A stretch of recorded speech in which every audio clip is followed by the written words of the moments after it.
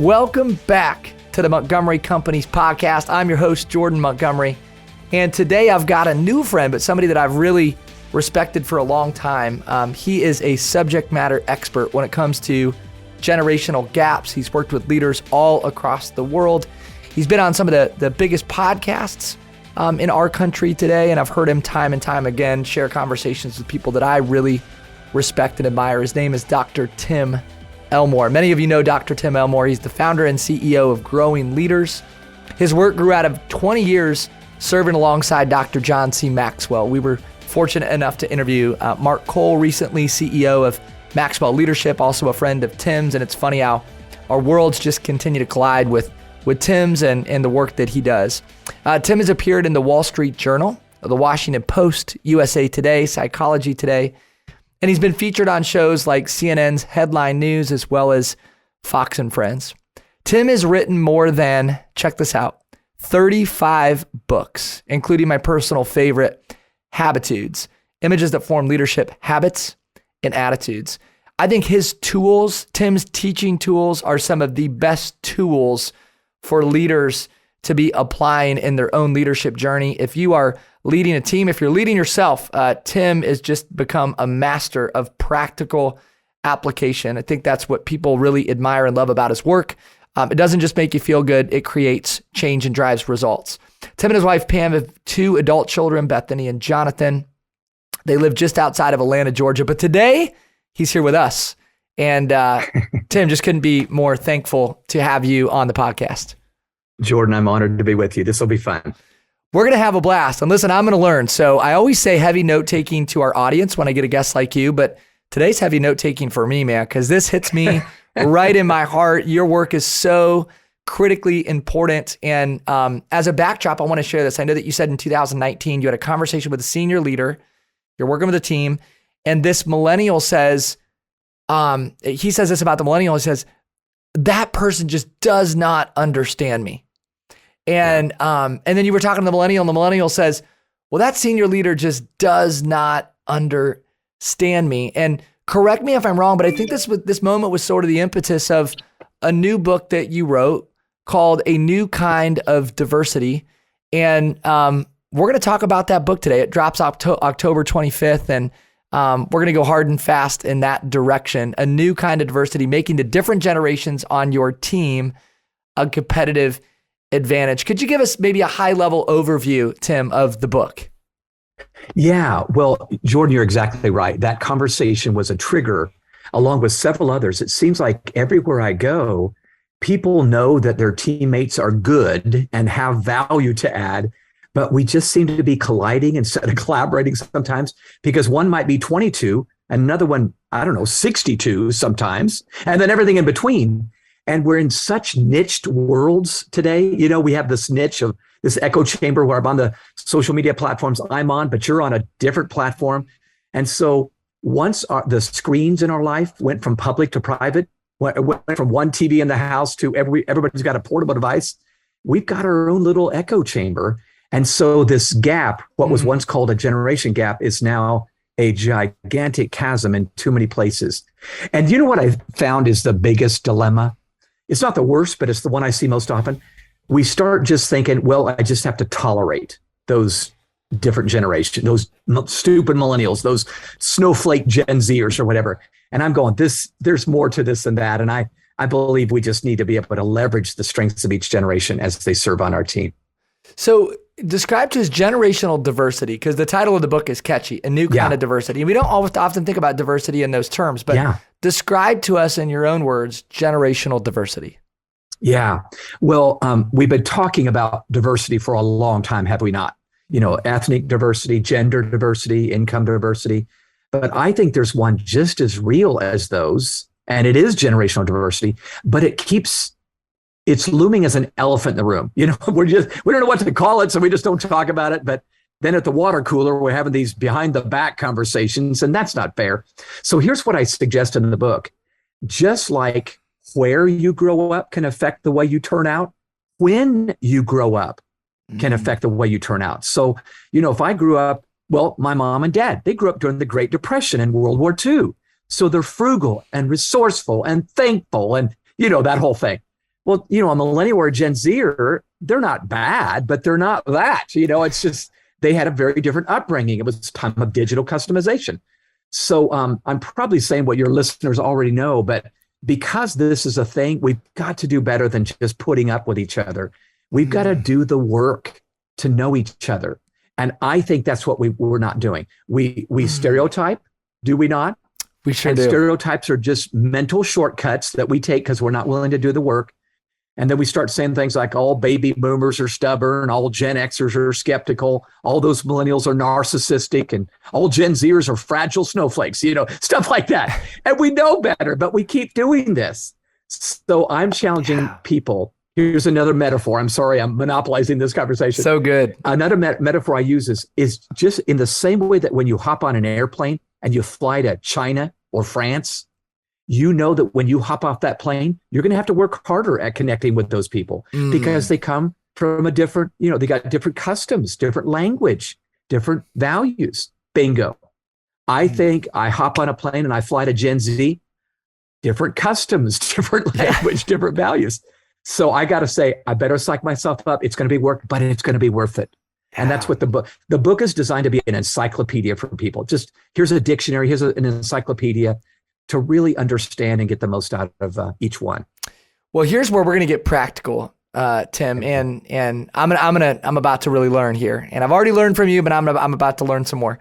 I want you to first address senior team members and speak to maybe their greatest vulnerability or opportunity to connect with the younger generation. And then we're going to go the other way. We'll talk to some of the emerging leaders who are listening about some of their greatest vulnerabilities and greatest opportunities. So speak to that senior team leader that's trying to understand this younger generation. What do they need to know? And then ultimately, what do they need to do? Yeah.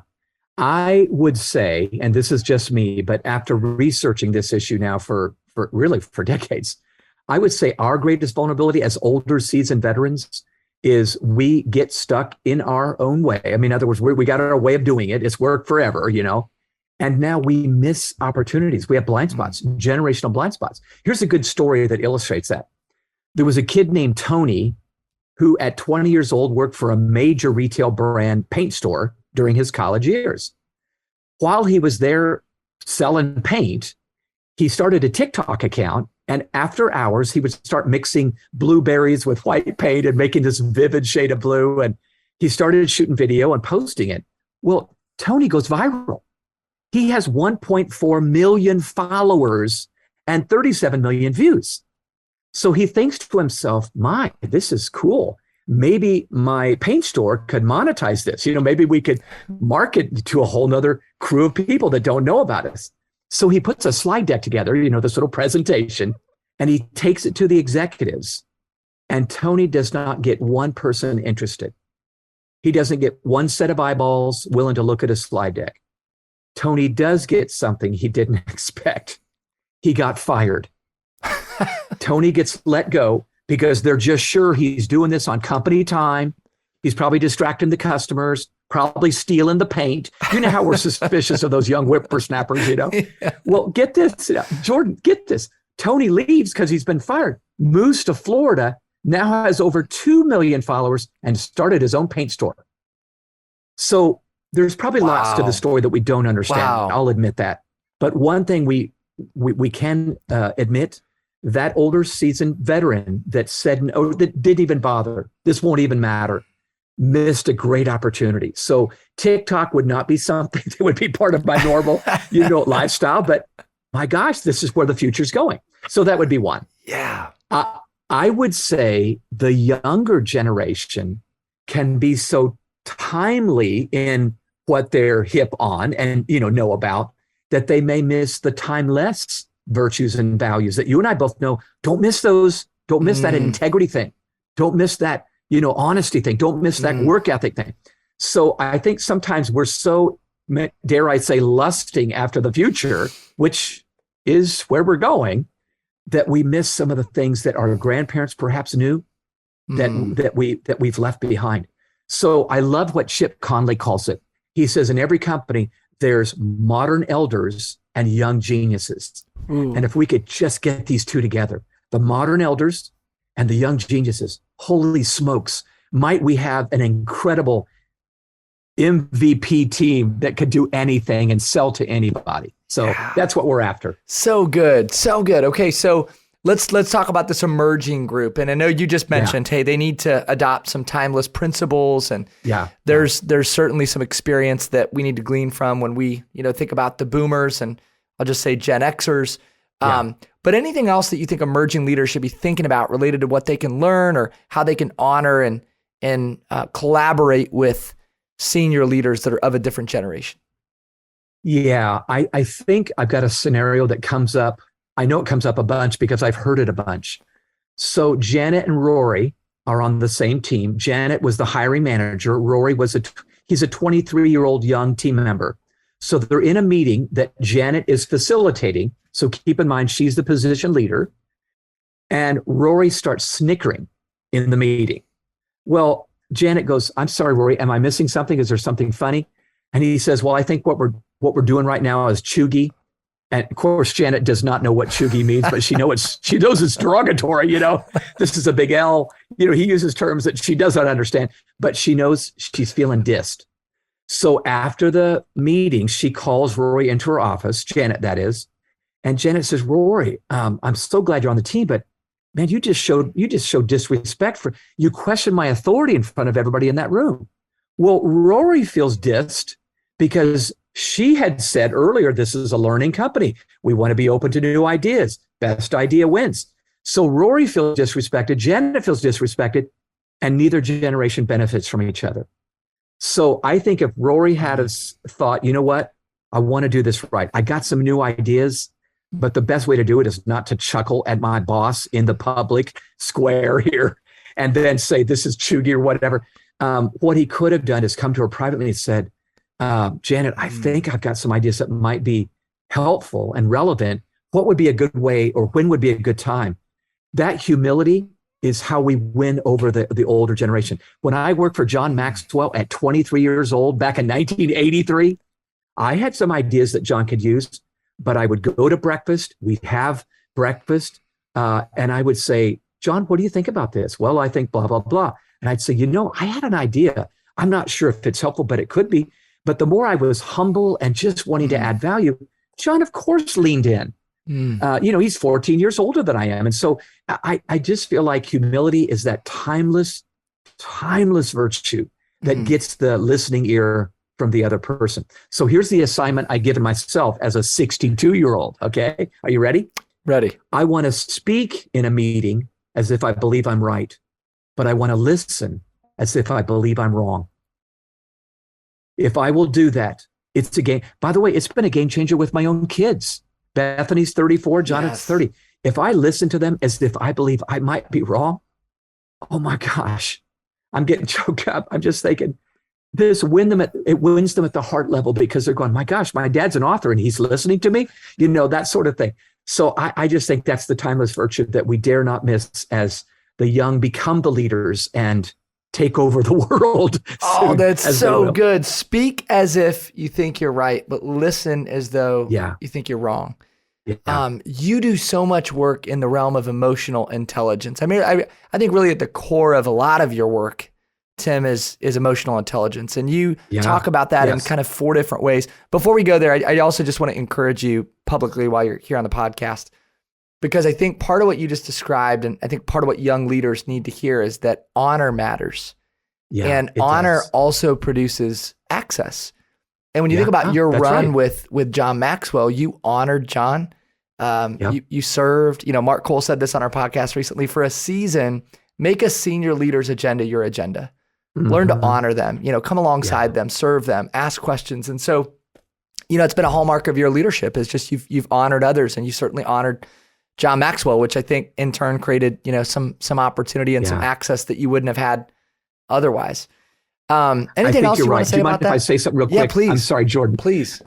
I certainly am not perfect. There's, by any stretch of the imagination, you can just ask my wife. However, I really do believe that's what I did. I made John's agenda my agenda, knowing that one day I might go out and start something, which I did. But I was 43 when I started it. And looking back, I thought, maybe God was pushing me earlier. Well, maybe. But I know I so honored him that when I left with his blessing. He was the first person to give to my nonprofit. He's one of our biggest donors. And I know why, because we have so much history. I owe that guy my life. I'm telling you, I do. And I'm not saying he's perfect. I'm just saying there's nothing. It's like David and Saul. Remember that, great story in the scriptures where Saul was the king and he was an idiot. He was an idiot chasing after David. But David said, I'm not going to try to remove him from office. I'm going to serve him, even if I have to run from him. But when it was David's time, boy, did he rule. So I would agree, if you're a listener right now and you're kind of maybe 20s or 30s and you're just waiting for your turn, don't miss honoring your leader. It's always right. Take the high road and be humble, because your gift will make a way if you'll just wait your turn. I just echo what you're saying. So good. And I would say this, Tim, I know that in your journey with John, I'm sure there were moments where maybe you didn't totally agree, or maybe John shared some feedback that affected you in a certain way. And you had to use emotional intelligence to sort of navigate as you were an emerging leader and in that process of learning and serving. There's some young leaders, I'm one of them, that needs to continue to just grow in my emotional intelligence. Can you help us with that and unpack what EQ and this important work has meant to you? Absolutely. You're spot on. I believe the higher you go in an organization, meaning the greater your position, the more EQ becomes front and center. Everybody needs it, but the higher you go, the more emotional intelligence becomes a central factor, because now it's people, that you're leading. So let me tell you another story that I think might be helpful and relevant. Years ago, when our military was still serving in Iraq, we got to the point where the Allied forces were sending over food and blankets and clothes for displaced Iraqis who were being run off to other villages, getting away from the Taliban. So Lieutenant Colonel Christopher Hughes was over there leading a troop. And when the shipment came over, he thought to himself, where would be the best place to distribute this? Well, he could have taken the credit and said, people can come to me and the Americans will get a good reputation. We got the food, the clothes, and the blankets. But he thought to himself, no, probably the local cleric at the mosque will be the best place to hand these out, even if we don't get the credit. Isn't that cool? So he meets with a cleric, and the cleric says, So here's what happened. Hughes and his soldiers are marching down the road to the mosque with a package on their shoulder and a rifle on the other shoulder. Well, you can imagine what this looked like to the locals. They're thinking, these guys are going down there to bomb the mosque. That's everything. That's what they'd seen before. So by the time Lieutenant Colonel Christopher Hughes and his soldiers get to the mosque, probably 200 feet away, it's surrounded by people from the village with sticks and rocks, and they are ready for a street fight. Well, wisely, instead of initiating the street fight, because they would have won, they got the guns, he orders his troops to stop.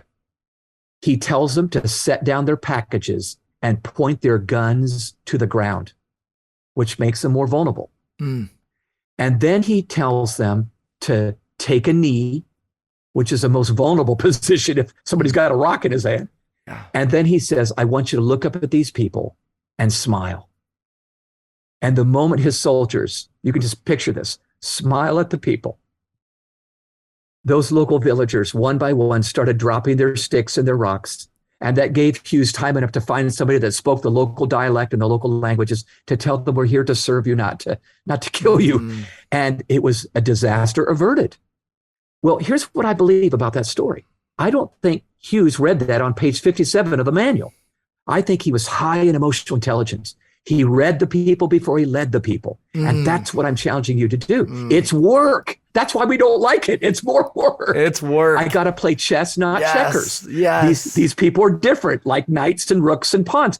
These people are, we can't play checkers. We can't play checkers. So anyway, I'll stop rambling here. But in the book, I tell that story and I talk about, here's the takeaways from Hughes that we need. It's self-awareness. It's social awareness. It's management of my own emotions. You can imagine their emotions were heightened. These men have been trained to fight, but instead they served. So yeah, it's powerful. if you want to lead the people, you got to read the people. That's right. You talk about this idea of reading the air or feeling the air. You tell another story. I'd love for you just to share this. I've heard you tell the story about the presenter who didn't, ask. Yes. Any questions? Can you tell us this one? Yes, it's such a fun story. I hope you listeners enjoy this. Jordan and I are nerding out of the stories. We totally are. So there was a presenter, a female presenter that did a great job in her presentation. She happened to be over in Japan. She had one of her guides and translators who was Japanese with her. She got done with her presentation and she looked out at the audience and says, "Does anybody have any questions?" Well, nobody says anything for maybe 30 seconds. And that's a pretty long period of time. So instead of this dead silence, she thought, well, thank you very much. And she walked off the stage. When she gets backstage, her helper, her interpreter said, "Oh, there were questions." And she said, "No, there weren't. I just asked and nobody said anything." He said, No. You have to read the air." And she goes, "What are you talking about?" And he said, "Just watch." He went back out and said, "Does anybody have any questions?" And then he looks at the crowd. Yes. They were sending the message they had a question when they merely looked up. Because in Japan, they're not loud Americans like us. "Hey, I got a question here." They're just looking up and very politely. And, that's how much of Asian culture is. But she missed it because she didn't understand the cues. So I love the fact that us audacious Americans completely miss things because we try to superimpose our culture on others sometimes. And it just doesn't work that way. She would have done well to read the air. And that means I got to be sensitive to cues that I'm missing right now. Yeah, so good. I love just everything that you share around self-awareness, self-management, effective communication. It's been said 90% of communication is nonverbal. I had an old ball coach who would say, your body language never whispers, it screams. And I think it's incumbent upon us as leaders to pay attention to that, right? People are communicating a lot without saying anything at all. Somebody's listening to this right now, Tim, and they're thinking, okay, I get it. I need to pay attention to differences and generation gaps and seek first to understand. But Tim, is it really that important to understand the 5 different generations in the workplace? And you contend that yes, it is. And I want you to go deeper with that person and explain, hey, here's what you're missing if you're not paying attention to the differences. Great question, and one that probably deserves an hour. So I'll try to do it in 3 minutes here. The first thing I would say if someone had this question would be, when I understand the narrative or the paradigm that each generation enters their career with, it really informs my leadership or really just my connection, even if I'm just a teammate. So think way back in time. The builder generation, that would be my mom and dad's generation, who grew up during the Great Depression, World War II. They're very, very old now and really past retirement, but some of them are still working. Their paradigm as they started their career was just be grateful you got a job. I mean, my dad said this to me over and over and over. I'd even say, "Dad, I started the company." "Well, just be grateful you have that job." It was just, that was the notion, but it was gratitude, resourcefulness, frugality, that sort of thing. Baby boomers come in and their mindset was, I deserve better, because boomers felt entitled to a better life than mom and dad had had. It was a time of expansion, not depression, so large and in charge, okay? The Gen Xers come along in a very different day, 65 to 82. The Vietnam War was going on, the Watergate scandal, the OPEC gas crisis, the failed Iran hostage rescue. There was so many things that were botched or lied about. So Gen X, even though they were just children back then, they were led by adults that were skeptical of leadership. And they grew up a little more cynical themselves, a little more jaded, So I gave them the life paradigm, keep it real. Don't tell me everything's wonderful. It's not wonderful, okay? Millennials come along, those poor people that we've thrown under the bus for 15 years. I feel so bad for millennials. But I gave them the life paradigm. Life is a cafeteria. Now, these are my children and many, many others I'm in front of. So here's what I mean by that. Just like you go to a cafeteria and you grab a tray and a plate and you get roast beef, mashed potatoes, Jell-O, pudding, but you tailor that meal for your taste buds. This young professional generation is making almost every decision of their life as if it were a buffet. Here's some examples. And you get this, Jordan, because you're much younger than me. My 2 kids at 34 and 30 stopped buying compact discs to get their music years ago. Why would they get a CD? There might be 5 songs they don't like on that CD. They get one song at a time from their own playlist on Spotify or iTunes. It's a buffet. I often like to remind people they treat education this way. They graduate high school and go to 3 different universities for one degree. We've all heard of the college portal these days. So true. And then listen, spiritually, I think I see this.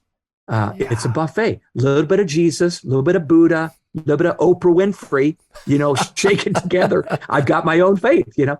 But the point is, it's a free agent type of mindset. And the older bosses go, I don't like this. Well, welcome to tomorrow, And in fact, many millennials would say, well, corporate America wasn't loyal to me. Why would I be loyal to them? So whether you like that or not, it's kind of true. How many people got laid off in COVID and, before? Okay, so Gen Z, the last one I want to get to. Gen Z are just now entering their career, and they are a different breed. After doing focus groups with middle school, high school, college, and young professionals, they were very respectful as they gave me feedback. But the one phrase I would give them that I think summarizes their mindset is, I'm coping and hoping. So they're still hopeful because they're young, but my gosh, mental health issues are just causing them to be I'm just coping with life. And I'm binging on video games. It's the only way I make it through my day, that sort of thing. Now, not everybody. I realize this sounds like I'm stereotyping, but here's what I want you to know. There is a tone to each generation in culture. For the builders, it was a generation of caution. For the boomers, generation of confidence. Xers, back to caution. Millennials, back to confidence. Gen Z, back to caution. So a supervisor today might have needed to say to a millennial, hey, wait a minute, Josh, you might not be the president of the company when you're 23, To a Gen Zer, you might need to say, Austin, give it a shot. You can do this. I believe it's in you. So again, it's understanding before we try to communicate. And I think the generations just give us one more piece. Personality is important. Family of origin is important. Myers-Briggs is important. But I think understanding this could be a game changer to every leader listening right now. So if I'm leading a team, I'm, at work, I got a team, I'm part of a team, and I'm absorbing some of your content. I'm going, Dr. Tim Elmore, he's got just great content, but here we go. We're going to start using this in our day-to-day work. How do we implement, integrate? How do we take your content, Tim, and bring it to life day in and day out in the workplace? How do we do that? Okay. Couple of thoughts that I'll share. One, I have a little exercise that I've created, and it's in the book, but I call it ditch the niche. Remember how I talked about how we're little niches? Of course, that's not a new idea, but I love the idea of ditch the niche. So that means I'm going to get outside of my comfortable zone of people that think like me, vote like me, talk like me, that are all 48 years old or whatever, and really seek somebody out from another generation. And maybe I experienced that modern elder young genius thing. But in the ditch the niche exercise, I say, ask them about their superpowers, because we've all got them. And a younger person with me probably has superpowers that are way different than mine. And then mine probably are going to be different, but they could both add value. So ditch the niche, find somebody on purpose, take them to lunch, go get coffee, and have that exercise. Another one that I think is even stronger that anybody can do is a term that Jack Welch gave us, over 25 years ago. He called it reverse mentoring. Now, it's a second cousin to ditch the niche, but here, Jack Welch, remember Jack Welch was the CEO of General Electric for years and years and years. Yes. When he took over, it was the 1990s. And if you remember, computers were still kind of new back then. So his 58-year-old executives didn't like the computer. They'd been doing it with a pad of paper and a pen for years and years and years. They don't need those funky computers. But Jack knew computers are the future. Yeah. His newest team members recently graduated from MIT, understood the computer really well. So he matched up this 58-year-old with his 22-year-old, put them together. And I said, I want you to practice reverse mentoring. Here's how it works. The older generation, well, first of all, they swap stories. Isn't it true? You can always find common ground when you swap stories. I don't care who you're talking to. So swap stories. You see there's a bond, even though you're not the same generation. But then the older veteran says, here's how this company works. This will help you and give you a little bit of a, acceleration on getting ahead here. But then the older person turns into mentee, not mentor, and says, would you help me out here? Can you, blah, blah, blah, with technology or whatever it is, smart technology, maybe. The point was it revolutionized General Electric, and I think it could do this today. I do this with Andrew regular basis. Andrew serves on our team. He's 30 years younger than me, Jordan. And I'm telling you, every time we meet, we check our egos at the door. And I'm a teacher and a learner. He's a teacher and a learner. We laugh, we cry. And I'm telling you, I'm always better because I meet with that younger generation person that I need in my life right now to stay relevant. So good. Ditch the niche. Get involved in some reverse mentoring. I love that. And I love how, I've heard you speak so often, and I just love how you bring, again, practical application to this idea of closing generation gaps and understanding each other in a deeper way.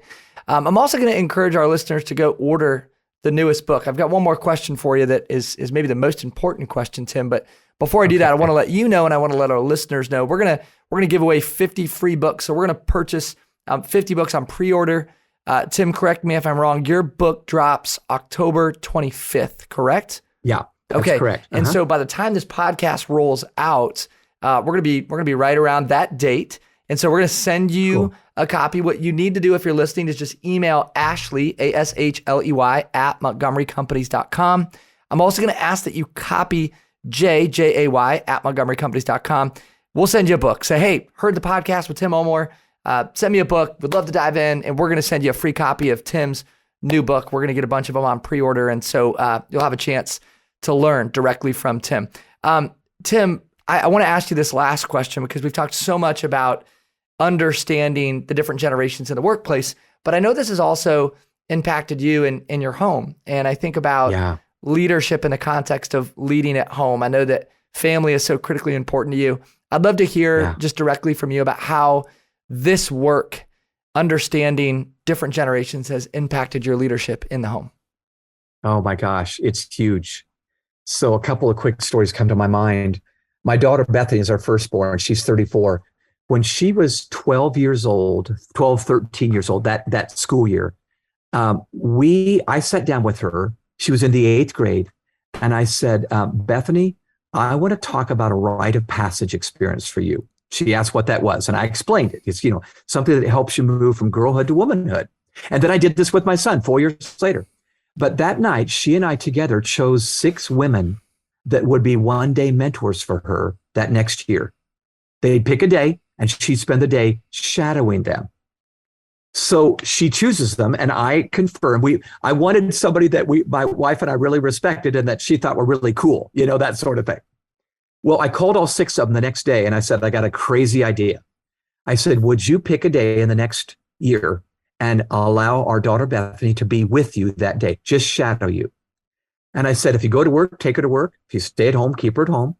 But I just asked that during that day, she could watch you live your life. We so respect the way you carry yourself. And you are an older generation that may have a voice in her life much more than mom and dad right now as an emerging teenager, right? Isn't that true? Yes. So I said, the only thing I ask of you, and I said this to all 6 of them, is would you share one life message with our daughter Bethany? A message you wish you would have heard when you were 13, but nobody ever shared it with you. Well, every one of these ladies said yes. And then they went beyond my wildest imagination. Sarah took Bethany as a nurse. She took Bethany to the maternity ward, and Bethany helped women give birth to babies between 9 a.m. and 3 p.m. that day. Wow. And then Sarah took her to another room in the hospital where Sarah taught a class for unwed mothers. Bethany sat amidst a bunch of other teenagers that were pregnant and probably didn't want to be. And then at dinner that night, Sarah's life message for Bethany was on handling your sexuality wisely. Well, don't you know that message got through loud and clear that particular day? Much better than my lecture on the subject. And I've got a lecture, Holly took Bethany downtown Atlanta and talked about serving the poor. Betsy was a flight attendant with Delta, flew Bethany to New York City for the day. I couldn't have scripted this any better. Wow. But all 6 of these ladies were an older generation that Bethany thought, I respect that. So Bethany got some timeless principles, right? We just talked about that in this year that she was 13 years old. At the end of the year, Jordan, we had all ladies over. Bethany served them dinner, which was a big deal for her. And then we went into the family room. Bethany sat a chair in the middle of the room, and I had coached her on this, but I didn't do it for her. She sat in that chair in the middle of the room with these ladies all around her. And one by one, she read a personal letter that she had written to each one of these ladies. Dear Miss Betsy, this is what I learned from you. This is how my life changed. Thank you. And one by one, you can imagine there wasn't a dry eye in the place, but they're whispering things back to her. And then when it was all over, I tried to get up and explain the rite of passage too, but I was completely unfit emotionally for that. But I didn't have to be articulate in that moment. Every one of the ladies knew what was going on. They got up from the sofa and chairs, and they knelt down on the carpet, and looking up at our little girl, they just started speaking words of blessing. Bethany, you're going to be a great leader. I can just tell. Bethany, you're going to be a great wife if you choose to be. Oh my gosh, Bethany, you're going to be a great mom if you choose to be. I mean to tell you, those voices added to ours from another generation made all the difference in the world. And now there's mutual. Bethany's babysat their kids. I mean, it's that generational give back. Yeah. So all I'm saying, I guess, to you and to the listeners are, let's take advantage rather than just tolerate each other. And who knows, maybe this is exactly what was supposed to happen in every generation of life if we could just connect instead of collide. That's what I'm pushing for. So powerful. And I'm tearing up as I'm listening to you. And we have 3 young daughters, and just thinking about the impact that, those women had on your daughter and the gift it is, right, to surround our children with people that they can continue to learn from. So I get to say this, I think, like once every 3. I'm always inspired by, folks like you that we're lucky enough to interview. But, one out of, maybe every 3 episodes, I get goosebumps. That was a goosebump moment. Like, wow, that was so powerful. And I appreciate you taking time to share. And my friend, I just thank you for your leadership. First off, I admire the way that you bring Jesus and faith into the conversation. You really take a stand for the things that you believe in most, faith and family, and just love how that's a regular part of your work. And I also love that you're really helping people understand each other in a deeper way, helping leaders with self-awareness and emotional intelligence, 2 areas of our leadership that I think as a country we need to really be focused on right now. So your work has never been more important than it is right now. And this new book is going to penetrate the hearts of many, and I think it will help people both professionally and personally. Before we sign off, Tim, anything else that you want to share with our listeners? I'm going to ask where they can find you, and certainly we'll link your information to show notes. But any other just thoughts that you want to share with our listeners before we sign off?